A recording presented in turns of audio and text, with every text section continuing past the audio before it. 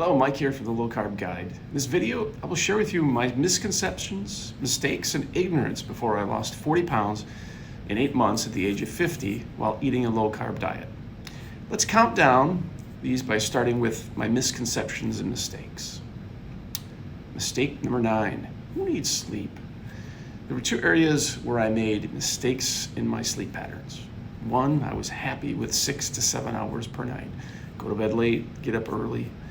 Number 2, before I went to bed, I was on social media, which is harder to get my brain to turn off.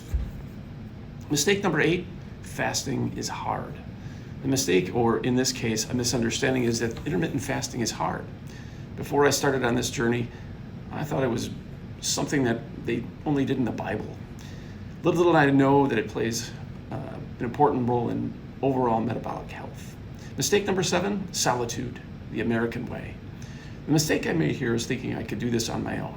Much like trying to kick an addiction, the mentality of, I don't need any help, I can do this on my own.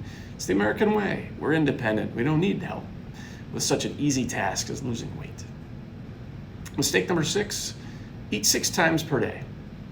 The mistake I made here is believing that eating less but more often is wise.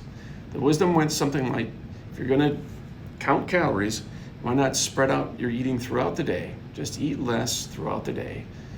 Not only that, you won't feel hungry throughout the day. As I would learn, this is a big mistake. Mistake number 5, beer or wine is fine. The mistake I made here was believing the marketing hype around drinking light beer or wine. The early focus for me was on calories, which is what I found out was the wrong metric. Turns out beer and wine can be just a gigantic sugar bomb. Mistake number 4, we have to eat sugar or starch in every meal. The mistake I made here is believing that what we knew about food from the 70s, 80s, 90s was correct. The food pyramid, published in the early 1990s, says I need over 10 servings of carbohydrates per day, which is, with our ultra-processed foods, can contain some kind of sugar grain in every meal. Mistake number 3, seed oils are good for you. Once again, I was hooked into the marketing message. And because it came from a vegetable, it's plant-based, it must be good for you. Turns out, not all fruits and vegetables are created equal or meant for human consumption. Mistake number 2, what you eat doesn't matter.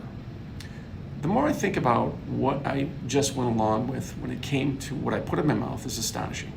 My mistake was eating a high-carb, low-fat diet. As mentioned in number 4, the federal guidelines duped us into believing that many carbs per day was good for us, with little research to back it up. Mistake number 1, calorie in, calorie out is the way to lose weight. The common misconceptions I had, like many trying to lose weight, included, if I just limit my calories in and exercise vigorously, I'll drop the weight. I did this before and it worked. So those were the mistakes I made, thinking I could lose weight like I was the 21-year-old me.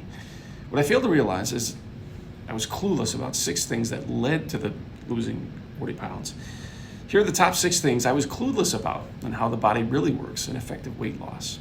Clueless number 6, keto is a metabolic state, not a fad diet or food.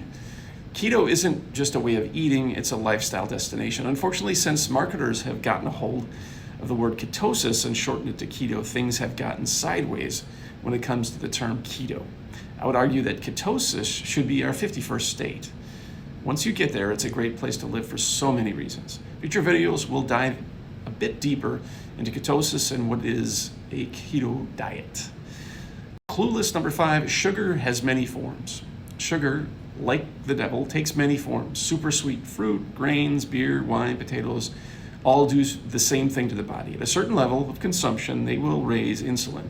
As I'll share in future videos, letting our bodies reduce insulin production has so many benefits. Clueless number 4, dietary fat has been mislabeled. There have been multiple documentaries made on this subject. I recommend Vinnie Tortorich's Fat, a documentary, 1 and 2 found on Amazon Prime. I won't go into it here, but because of the food pyramid from the early 1990s, dietary fat was framed as being evil. Turns out the body needs it for so many functions. Clueless number 3, fat, the preferred fuel. Our bodies have two choices when it comes to fuel: glucose, aka sugar, or fat. I have no idea that I could live without sugar, grains, or potatoes and function just fine. Clueless number 2, it's all about hormones. We have a hormonal issue in the US just as much as we do a dietary issue. Understanding how our hormones work, especially insulin, and understanding what we eat can either let insulin rest or put it into overuse to the point where our bodies need it so much it forces the body into a diabetic state. Clueless number 1, losing weight is 90% diet, 10% exercise. It turns out losing weight is everything to do with what I ate, and exercise was not nearly as important as the fitness industry wants you to believe. We'll dive into what this diet looks like, what exercise is needed to lose the weight and keep it off. I hope you enjoyed this video. Please take a moment, subscribe below. Also, take a moment to support our sponsor, Low Carb Snacks. There's a discount link in the description below, as well as for 20% off your first order.